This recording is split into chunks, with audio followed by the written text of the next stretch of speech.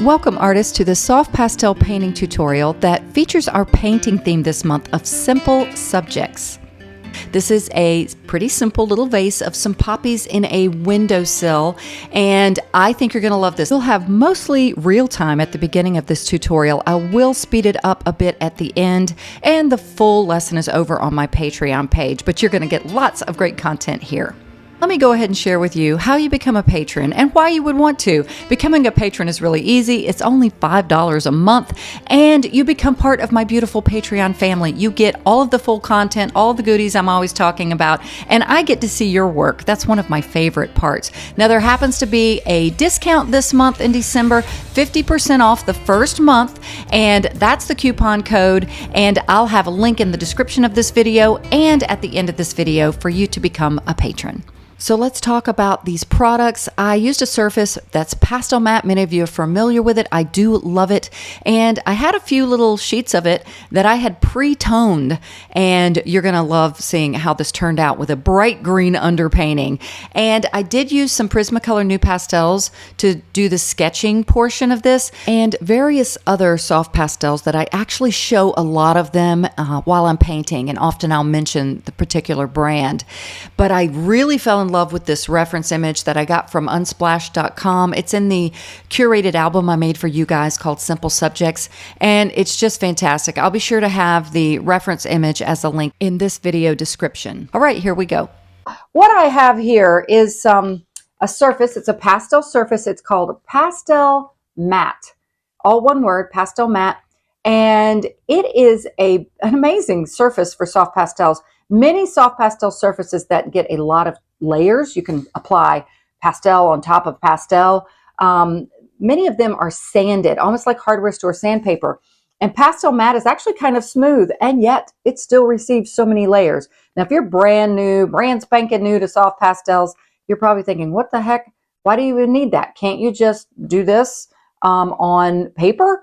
Well, that's how I tried it when I first got started. And it literally, you can only get 1 or 2 layers of pastel before it starts kind of falling off the paper. There's no texture to the paper. So that's why some of these surfaces are better. But you can get some good results on certain unsanded pastel papers that are a little more affordable.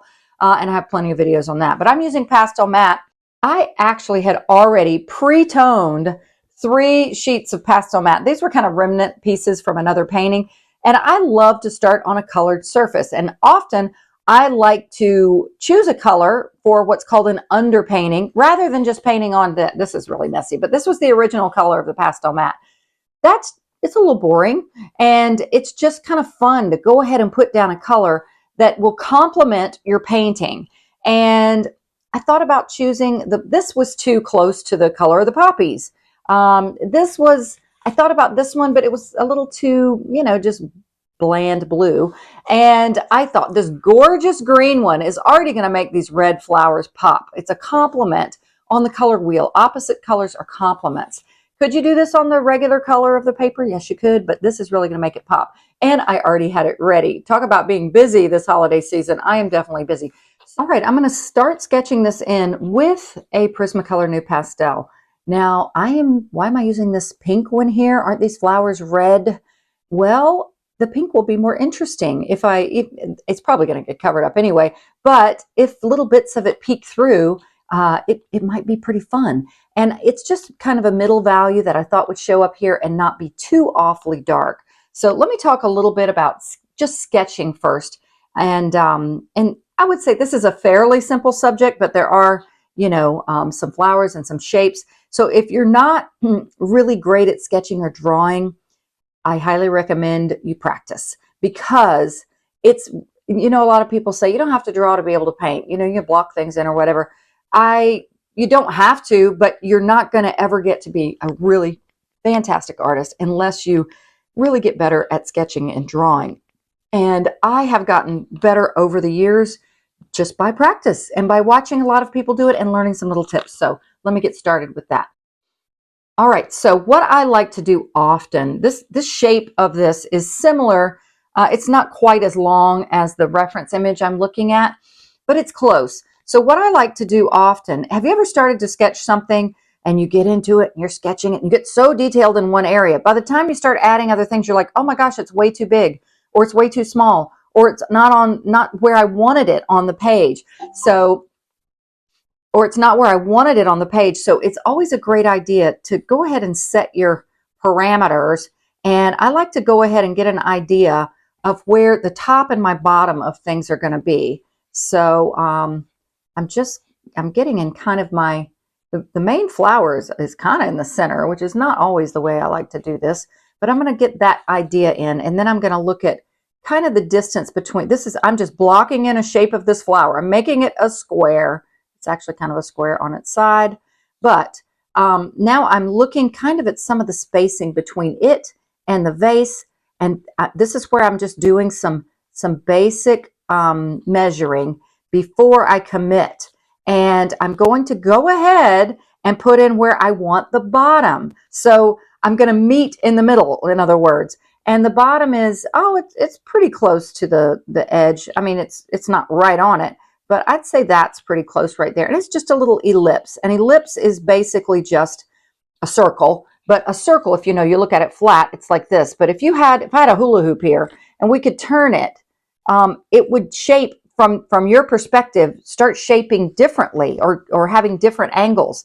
And that's what happens with all ellipses when they're turned or you're viewing them from a different vantage point. Now, another trick too, I think I've got kind of where I want the top of my vase and the bottom of my vase, is go ahead and make, wherever this vase would be, make a mark down the center of it, wherever you think the center is. And it's really going to help you to shape out the shape of the vase. And it's easier to see those kind of negative spaces. Now I see down here, the vase actually starts its curve way down closer to the bottom. And it's not super fat at the bottom. It just kind of comes in. And then we got a nice little curve that kind of comes in and up right about there. Okay. Now we've got to do the same thing on this side. And because of my little line here, it's a little bit easier. Come here. We're going to curve up right about there, looking at the distance here and here. And this comes up a little more, in and out. And there we've got our basic. Now you probably end up tweaking this like I do over and over and over again, but it's best at these beginning stages just to get something basic in, and then we'll get going from there. It's leaning a little bit, but I think that's because of my top right here. So now we got our general shape of our vase. And in this vantage point, perspectively, you don't really see much of the back side of this vase. It's almost like we're right squared on. So now I see my poppy. It's pretty large. I wanted to leave enough room at the top. I'm not going to do as much as they have in the image, but I'm going to go ahead and block in my shape of my poppies. Now, when I was first doing all of this, I would have tried to sketch the whole poppy before I did anything. We're just looking at shapes right now and learning little tricks about how to measure. Now, I noticed that this poppy that's leaning over the vase, the top of it, or the bottom of it, it's flipped upside down, is kind of like right here. And it comes in a little bit more than you would think into the vase and curves kind of down. More like, it's closer to this edge of the vase, more like this. And I like these little sketchy marks that you have. This is like how Leonardo da Vinci painted or sketched. He has all these little fun gestural linear marks. Now see, I'm sketching without even thinking right here. This is a nice little curvy line. It kind of curves this way back, and then a nice little quick gesture into the vase right there. That's not that important right now. We basically just want to get these flower shapes in. So yeah, I like the position of this poppy here. And I'm looking at the size of the poppy based on the size of the vase. I'm looking the top of the vase. I'm going to go over to the picture here. Is about that big. I'm almost the same proportions here. And now I'm going to compare that on the reference image to the poppy. And the poppy it's about the same. It's a little bit larger than, say, I don't have my poppy quite big enough. It's a little bit larger than that this way. But if I angle it like this, it's quite a bit larger. So it's going to be more like here and here. All right. So that just gives me an idea of that poppy shape. Now, it's not shaped exactly like a square. So now we've got another poppy over here. I got this one here leaning over, and you can tweak these things to where it compositionally will look better. I like that this area has less than this side does. So I'm going to add a little bit more space on this poppy here. And I'm again looking at the top of the vase. I'm going to come out a little bit more than it is there. And I'm looking at where the poppy comes down a little bit lower than the vase, the top of the vase. I'm a little lower than that, but that's okay. And it has a kind of like a little circular area here where the center of it is, and then just some petals that kind of radiate out like that. My vase is actually going to be a little bigger on the page than the vase in the photo, and I kind of like that. And now there is a poppy behind this poppy, and it's kind of just back here a little bit. I'm going to make it a little higher, and I'm just looking at the shape. It's got a little part of the flower that sticks up, and it's going to kind of be a secondary element. Now, because I moved my poppies, they're going to be reaching more out of the vase, and this one kind of comes in like that, and we'll make this one somehow. It's going to be really secondary and blurry anyway. So we've got 1, 2, 3, 4 poppies already. Now we've got another one that's right over here. I'm looking at this. I'm not looking at the one that's in the back. I'm looking at the one that's in the front. And I'm going to look at this one right in here compared to this one. Once you have a point you can work from, it really helps. And it is, I'm squinting my eyes, it starts actually a little higher than this flower. That was deceiving. And just about like right up in here, and comes down right here and comes up, and I'm just making a little like bell shape of sorts. And then we've got another one back here that's kind of hiding in the back. And I might tweak some of these sizes as I work, but this is just that beginning stage. I like how this poppy's stem is also just curving. They're heavy. And this one, I like how it's wiggly like that. That's pretty cool. So that's really the basic vase shape. Am I missing one? Oh, there's one behind here that is just kind of hidden, and its petal just kind of comes down like that, and another big petal there. So there's our little basic vase. Isn't that cute? Cute and fun. I told you I was going to tweak this vase a bunch. I felt something just didn't feel right. So we're getting there. Okay, there we go. We'll have a nice shadow under here as well. All right, and I did love all these pretty colors in the distance. And I don't know if I'm going to keep that window frame or not. Maybe. It's a little interesting. But now let's look at this tabletop.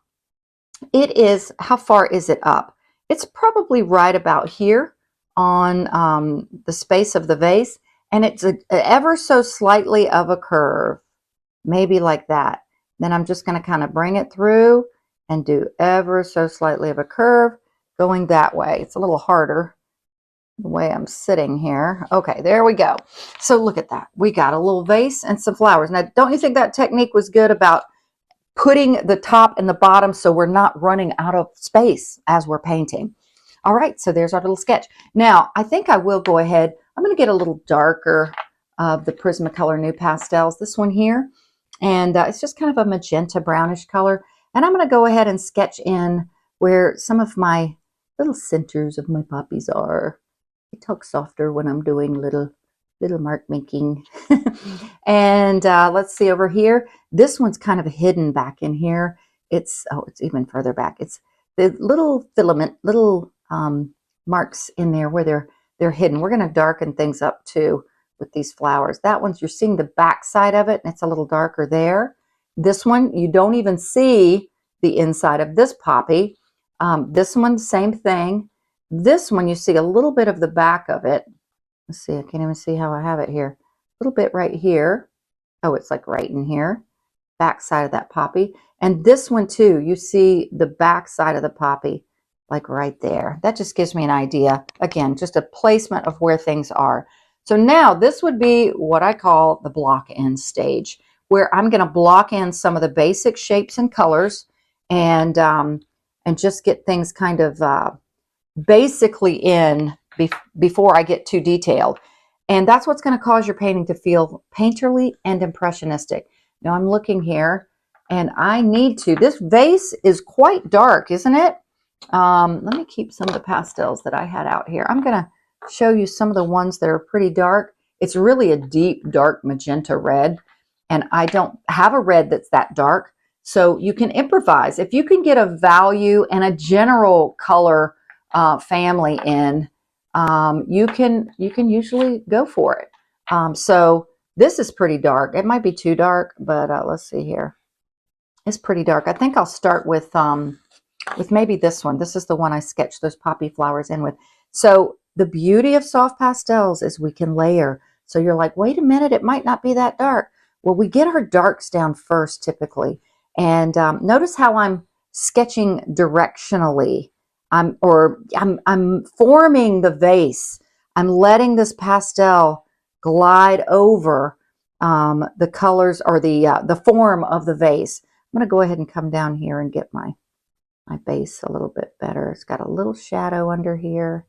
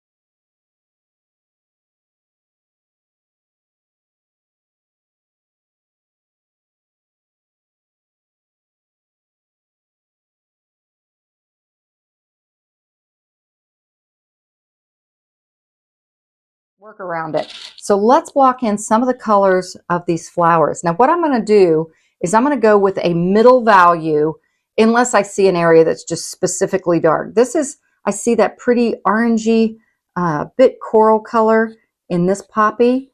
I'm gonna layer over these and darken up some areas and lighten up some areas. But I'm just, see, can you see the layering difference between this pastel? I think this might be, oh, what is this pastel? It kind of looks like the shape of a Rembrandt, but it's too soft. Maybe it's a whittled down unison pastel. And then this one underneath actually is catching a little bit of light underneath here, but it's pretty dark in the center section. So I'll do that in a minute. So let's get now over here, just some of these middle values that are similar in value, similar in color. And I'm just shaping it. Notice how I'm not drawing a flower at this point. The drawing part is done. That was just to get where our elements are. I'm just getting in some of the middle values of these flowers. And back here, this little one, we're going to keep it nice and soft and barely there because it's a background flower. And now we're going to get in just these middle values of this flower back here. It's pretty much going to be mostly middle values and a little light because I don't want to draw too much attention to it. And here, this one's really dark on the back side of it there. I'm going to make it a little bigger, but it's kind of middle value right in here. And it's lighter actually right in there, but I'll lighten it up in a minute. So now let's look at this one here. The one in the back is kind of middle value. Value just means the degree of lightness or darkness of something. And this one here is pretty dark except for a little rim of light. So now we've got the middle values in, and let's go ahead. I want to add a little bit more dimension to that flower there. Let's go ahead and get our darker values in for this. So far, you see up here, I've used this pastel. No, you can't. I got my board too high. We've used this pastel right there. All right, let's get in a darker value. Ooh, that's a nice rich red, isn't it? I'm cleaning it off. It might be too dark. Let me compare these. These are Terry Ludwig pastels.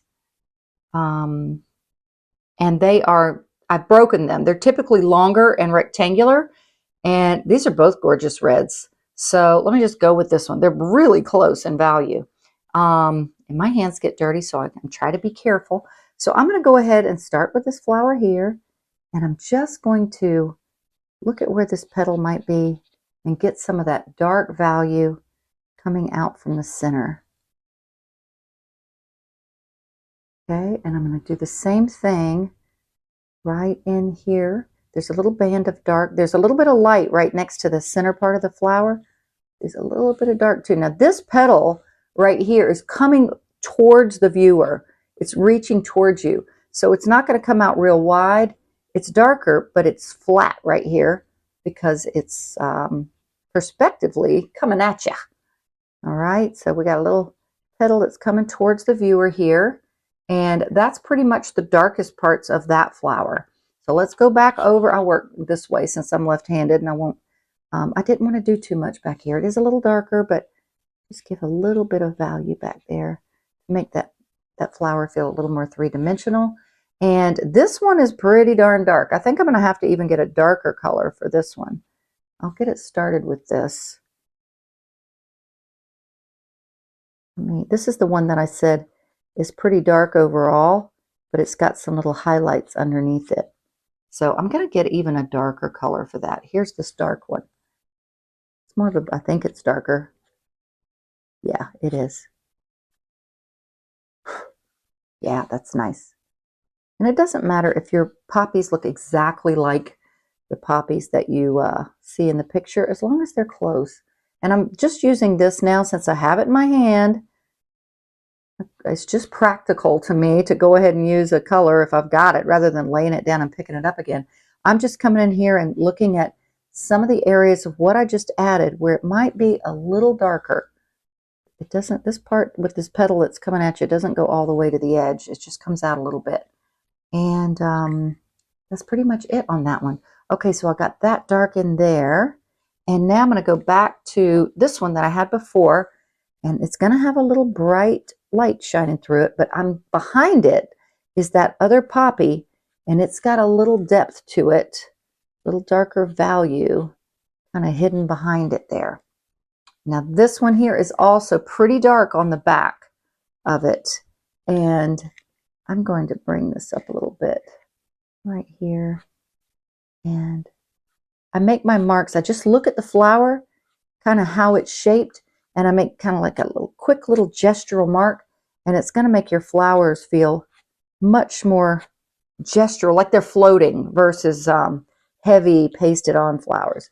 Now this one is that the one I use? No, this is a little darker too, but it's a little lighter than the one I just put down. So let's bring this out here like that. Okay, getting some nice little colors in here. I think I might add a little bit more of this one back here. I think I'm going to have to lighten up some of that back part. All right, let's look it over here. Let me get a little dark in the back there. Can you see now how I'm just looking at shapes? I'm just looking at little shapes in the flower, and I'm just glazing over it. This comes back a little further in there like that. And oops, see how soft these pastels are? Let me tap that off. I keep my painting on a little board. I'm working flat right now. Just my back is tired. I've painted like 3 paintings. I just had a long one that I just did, and I thought it would be nice to sit. So this one right here has a little bit bigger area of dark, and then it comes out here. It's not that dark. Let me go back to this this one right here. Bring out some of that petal right there. Kind of covered up my center section. Okay, and it comes out a little wider right here too. This is how you tweak it as you go. That's why it's not that big a deal that you get everything just perfect, but you just kind of alter things as you go. Now this is that dark again, and I'm going to bring it out a little more, and then it comes out for another area of petals right here. I'm going to just lightly pull this out. Okay, and let's see. Give a little more gesture. That first one felt stiff. You get looser the more you work. I find that once I've been painting for my first painting of the day, if I have to do multiples, it's usually the worst out of all of them. All right, so is that all of them? I think we got all of the basic flower shapes in here. Now oh, you know what? I think I'll go ahead and use some of these nicer colors and values in the vase. And I did want to go ahead. I saw this really pretty dark magenta color. Let's see how that looks. Oh yeah, look at that. So I like the fact that this vase is pretty dark right here. Just going to scumble in a little bit of this color. This is kind of a brownish color. It's kind of cool. This will also be a great color for some of the centers of the poppies. Again, if you got a color in your hand, just go ahead and use it. And this one pops out into here a little bit. And then it comes out a little, this one petal kind of coming out towards the viewer like that. And now let's get, I'm not going to get the back of that one too much because I don't think we need to develop it this dark. I can add another value to represent that. Now, let's see here.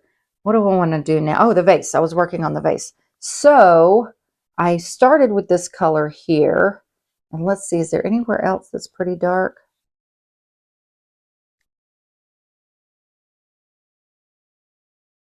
Really dark right here. It comes up from the bottom. And I keep, if you could see my head right now, it's looking at my paper, looking at the reference, looking at my paper, looking at the reference. Now, I don't do that as much when I'm doing like a landscape painting because I can tweak things a little bit with landscape painting. But when you've got an element like this, you don't want to get things wrong. Now, I've got some dustiness happening here on the surface. I'm loving that red on this fluorescent green. Isn't that fantastic? By the way, I think the underpainting for this I used, I think it was pastel. It was some beautiful colors of pastel I had that I literally just glazed on this pastel matte. Pastel matte is water friendly, and I liquefied it. I either used water or alcohol to just blend it all over the surface. And it's just a great way to get started. It's going to make this painting so much more fun. All right, so now let me see. I've got some other rich reds here. About this one. That's too light. It may be like this one here. Ooh, that one's dark too. That's too dark. So let's go back to this one here. Yeah, that's good. It's got that little bit of brightness to it. And it's so much better than that Prismacolor New Pastel. See, I'm doing a little blending just to connect some of these colors. The Prismacolor was too pink, so I kind of had to go with some other pastels. Now, I will add a highlight to this. Now, I'm just taking this and pulling it up like the vase would go in the same directional marks that this vase would go. And it's a little dark on the side. I'm looking to see where my values are.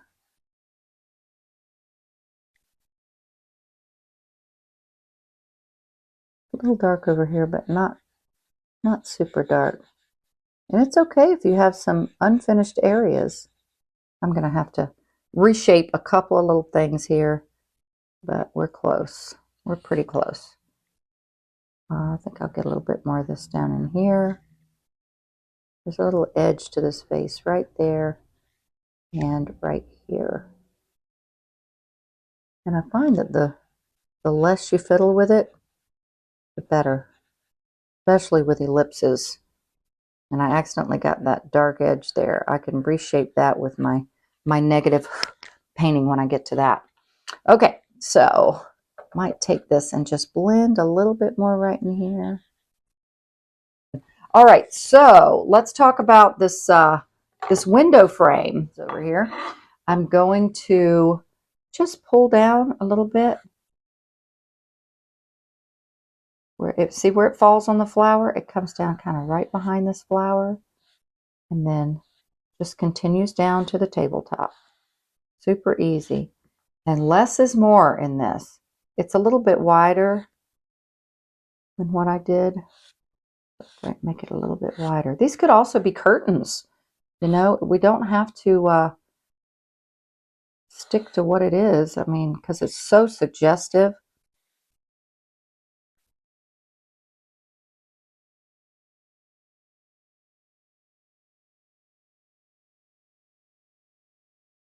Go ahead and put a little bit more on this side.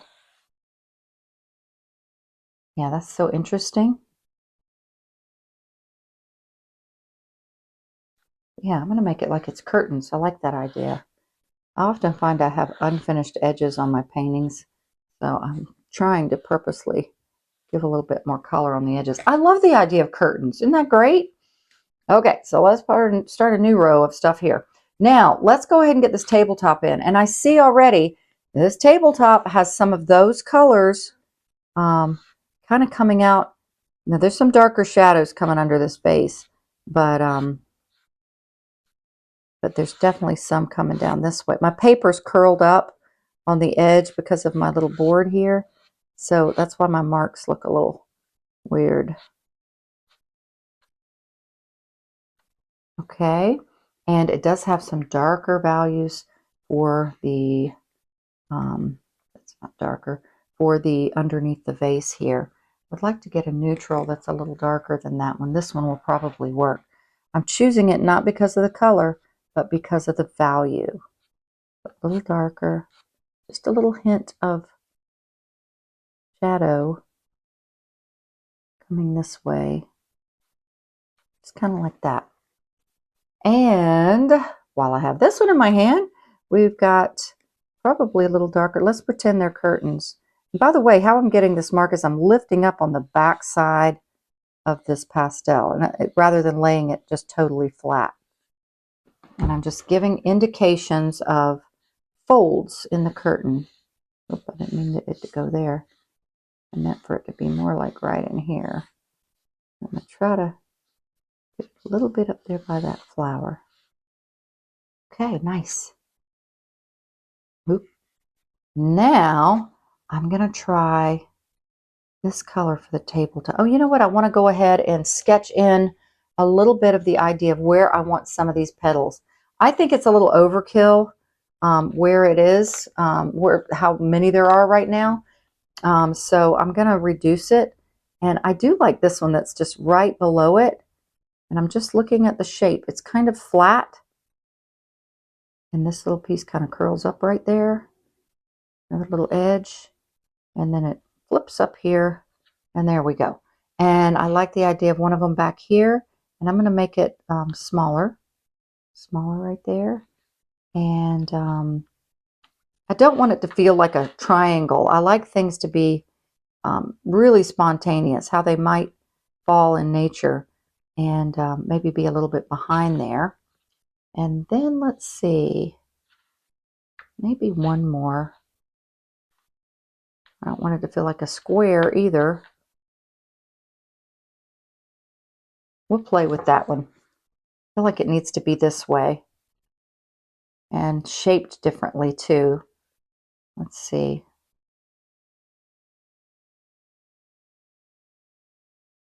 All right, that should be good for now. So that gives me the idea of where those are, so I can kind of work around it. And I think, was this the one I used?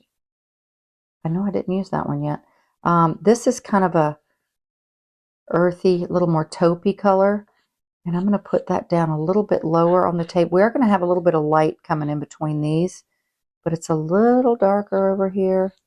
Not quite this dark, but I'm going to get a little bit of that down. Now, I'm going to lighten it up with this color. Yeah, I'm glad I got those little petals in first. I'm going to have to stand up to finagle this pastel the way I want to. These are chunky pastels for a little area. And it's pretty light on this side too.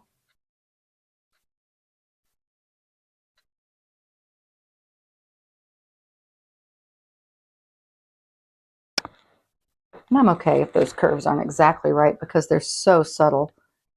And now we're just going to work a little bit of this around in some of these areas and around the petals. I don't have my glasses on. Sometimes I purposely don't wear them because it helps things to feel more impressionistic. I'll put a little of this color over that.